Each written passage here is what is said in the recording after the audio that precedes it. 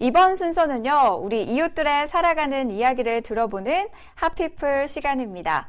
30대를 넘긴 남자들이라면 아마도 이발관에 대한 기억 하나쯤은 있을 텐데요. 이 하얀 가운을 걸친 이발사 아저씨의 투박하면서도 거친 손길은 쉽게 잊혀지기 힘든 기억이죠. 지금도 잘 눈에 띄지는 않지만 동네 어느 외진 곳에는 아직도 조용히 자리 잡고 있는 전통식 이발관들이 있습니다. 오늘 핫피플 초대 손님은 50년 한 길만을 걸어온 가위손 최영진님을 모셨습니다. 안녕하세요. 안녕하세요. 네, 강릉에서 지금 이발관을 운영하고 계신 거죠? 네네. 죄송하지만 올해 연세가 어떻게 되시나요? 올해 68세요.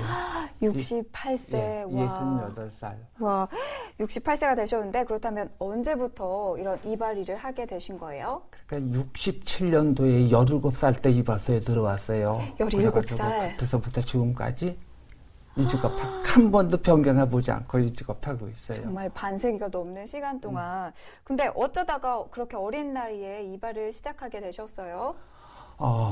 그때는 딴 기술 배우는데 돈 주는 데가 없었어요. 다 돈을 안 주는데 이발소만큼은 돈을 줬어요. 오. 그래서 그때 보통 물지는 아이 품값이 300원씩 줬는데 월 나는 1,000원을 줄 테니까 오라고 그래서 그때 이제 그래서 들어갔는데 저보다 어린 나이에 들어갔던 사람들도 많아요. 근데 제가 좀 늦게 들어갔어요. 그 오히려 당시에. 늦게 들어간 편이셨군요. 그렇다면 그 시절에는 이 이발관에 들어가면 어떤 일을 제일 먼저 시작하게 되나요? 그때는 고향에서 이제 수도가 안 돼 있는 시절이니까 처음 물찌개부터 치는 걸 시작했는데 제가 1,000원 주는 대신 두 몫을 해라고 그래가지고 그만큼. 아이들 2명을 내보내고 제가 혼자서 물을 푸다 보니까 하루 한 30찜 내지 40찜을 시계로다 물찌개로 다 치고 나르면서 배웠어요. 가시자마자 그럼 물지개를 예, 배우신 물찌개 거고? 지는 게 이제 제일 처음 단계고 거기서 조금 진급하면 이제 머리 감는 걸로 진급하고 거기서 또 다시 진급하면 이제 손님 드라이하고 고대하는 데로다가 진급하고 그 다음에 이제 이발사가 돼요. 와, 어린 시절 정말 많은 시간을 지내면서 하셨을 텐데 가장 힘들었던 기억은 뭐가 있을까요? 제가 이제 그 물지면서 이제 머리 감는 사람이 선배인데 선배들이 이렇게 머리 감다가 점심 먹으러 간 사이에 제가 대신 이렇게 머리를 감게 됐어요. 그런데 아주 그 까다로운 손님들이 있었는데 제가 손재주는 좋아도 손이 좀 뭉툭해가지고 머리 감는 게 좀 시원해질 않나 봐. 근데 어떤 손님 하나가 머리를 감는데 그만두라고 요쪽에다 물 부어 요쪽에다 물 부어 이러면더니 퍽 이러면서 이 새끼 그만 커빠져가지고 그거 하나 제대로 못 감는다고 그러면서 소리 퍽 치면서 그 비누투성이 된 손님이 딱 일어나는데 옆에서 물을 부면서 얼마나 창피스럽고 아이고. 눈물이 나든지 또 옆에 보니까 이발소에서 이발하시던 손님들이 전부 또 날 보고 있어요. 또 그때 진짜 서글펐던 얘기 이런 것들 해보면 참 힘들게 배웠죠. 그래 그때서부터 이제 차츰차츰 배우기 시작했어요. 와, 이런 인고의 과정을 아주 긴 시간 보내셨는데 예. 그렇다면 언제 자기만의 이발소를 만들게 되셨나요? 그래가지고 군대 갔다 와서 남의 집 생활하면서 이제 32살 때인가 한 달 때쯤 돼서 이제 78년도에 이제 내 이발소를 갖게 됐어요. 갖게 됐는데 그때도 돈이 없으니까 그러니까 빈 이발소 손님이 없어서 폐지됐던 이발소 그냥 거울하고 이제 쉽게 말해서 그 머리 감는 것만 있는데 그거를 얻어가지고 변두리에 가서 10만 원을 갖고 이제 시작을 한 게 이제 그때 씨앗이 됐어요. 그때 이발관에는 참 손님들이 많았었죠. 예. 얼마나 많았나요? 하루 한 7, 80명, 근 100명. 이발소 식구들이 물지는 애서부터 수건 빠는 애까지 13명, 12명씩 됐어요, 직원들이. 우와. 의자는 보통 8대에서부터 10대 놨었고, 그때는 손님이 얼마나 많았었는지, 명절 때는 한 3일씩 그냥 밤 12시까지, 1시까지 하면서, 그래가면서 일을 했죠. 그때 손님 참 많았는데, 그 대신 단가가 싸가지고 돈 버는 사람은 없어요. 손님은 많았어도. 그래, 자연의 이치들이 그렇더라고. 그럼 손님이 많으면 가격이 작으니까. 그럼 손님이 오시면 어떤 과정으로 이렇게 서비스를 해주시나요? 손님을 처음부터 우리가 배우지게 손님이 들어오시면 이제 옷 벗으면 받아서 거는 것부터 이제 주인한테도 배우고, 그다음에 손님이 세수를 하면은 수건을 이렇게 두 손에 들고 받쳐서 이렇게 주라고 그래서 수건 들고 옆에 섰다가 이렇게 주면서 이런 과정부터 배웠어요. 그런데 그게 그 당시에는 참 힘든 것 같았지만은 지금에 와서는 그게 많이 도움이 됐어요.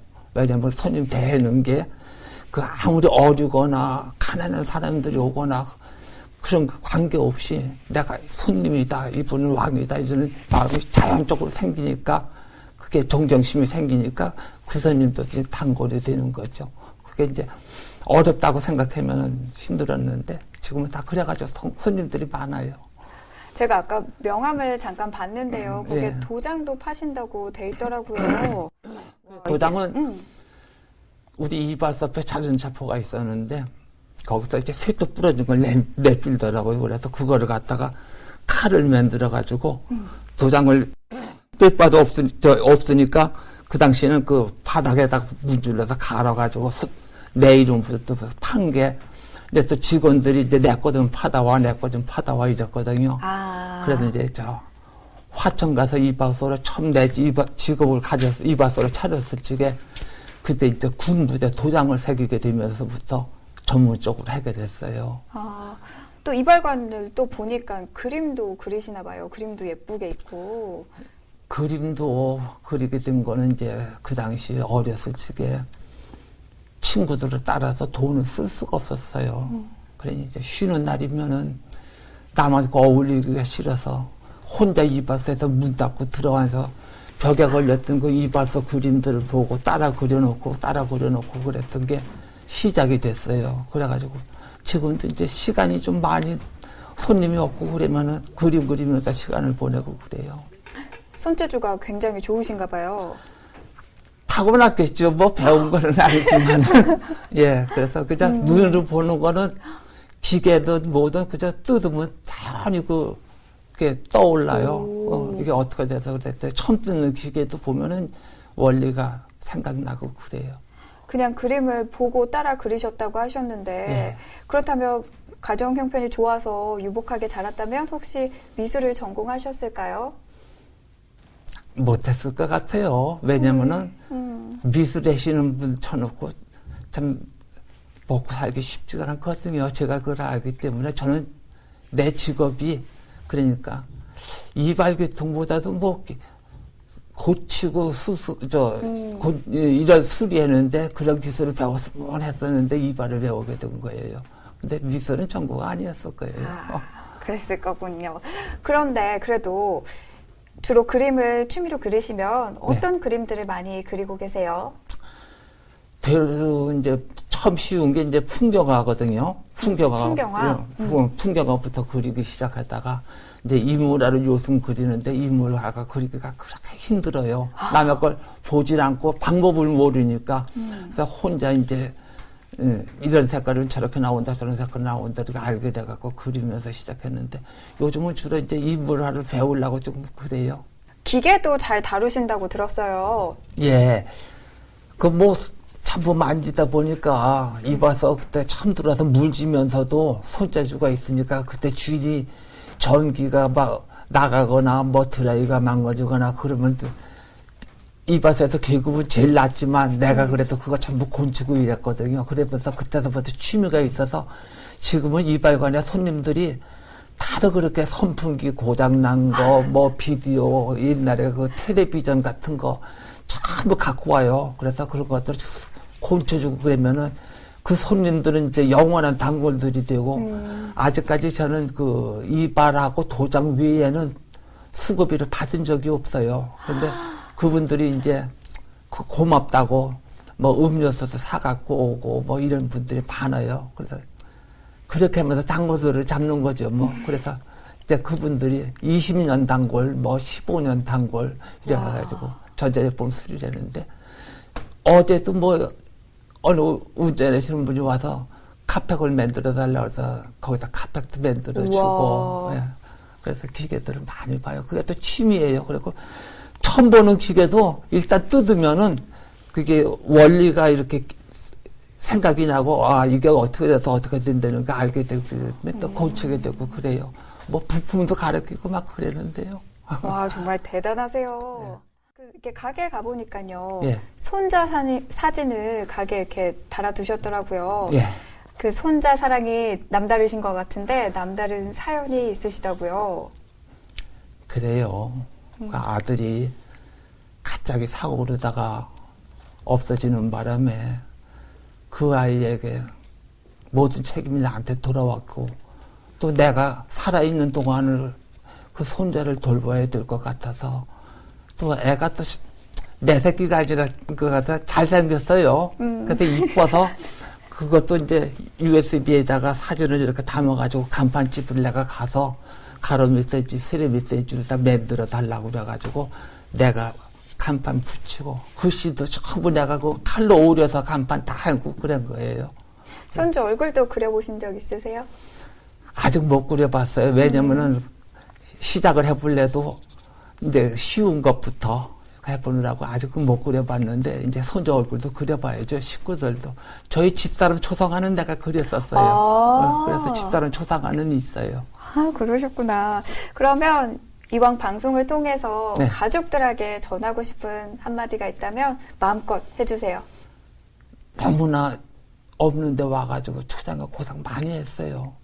그래서 나는 이발소를 하고 방으로다가는 막 보일러를 놀러 다녔어요. 그러면서 12년 동안을 놀지도 않고 이랬는데 집사람은 아무 그 공장에 가서 일하고 집 짓는 데 가서 일하고 논밭에 가서 일하고 그러면서 완전 빈손에서부터 시작했거든요. 그러니까 저희 집사람한테 참 고생 많이 했는데 직접 대고 고맙다는 말은 못했는데 이 시간을 위해서 집사람한테 정말 고생 많이 했어요. 없는 사람 만나가지고 지금까지 애들 공부시키면서 한 게 그게 고마워요. 사랑한다고도 한마디 해주세요. 여보, 당신 마음을 이해 못한 것도 많아서 진짜 나하고 싸운 일도 많이 있지만 이제 남은 여성 뭐 얼마나 살겠나. 그저 우리 가족처럼 전부 온 식구가 또 옛날처럼 그렇게 살았으면 좋겠고 미안해서는 말고 그렇게 할 수 없어요. 그래서 네, 그러면 이제 늘 그랬듯이 이발관은 묵묵히 하실 것 같고요. 근데 재주가 많으시니까 또 앞으로 하고 싶은 일도 많으실 것 같아요. 네, 앞으로 하고 싶은 일이 있다면 어떤 일이 있을까요? 제가 좀 시간이 나면은 그 미술 하시는 분들 직접 그리는 거 그걸 가서 좀 가서 봤으면 좋겠는데 그걸 한 번도 못 봤어요. 아파가지고 이제 그 카톡을 하면서 화가분들하고 친구분들이 한 20-30명 돼요. 그래서 이제 전문 화가분들하고 서로 카톡으로다가 이제 그 그림들을 하면서 많이 도움이 되고 있어요. 그래서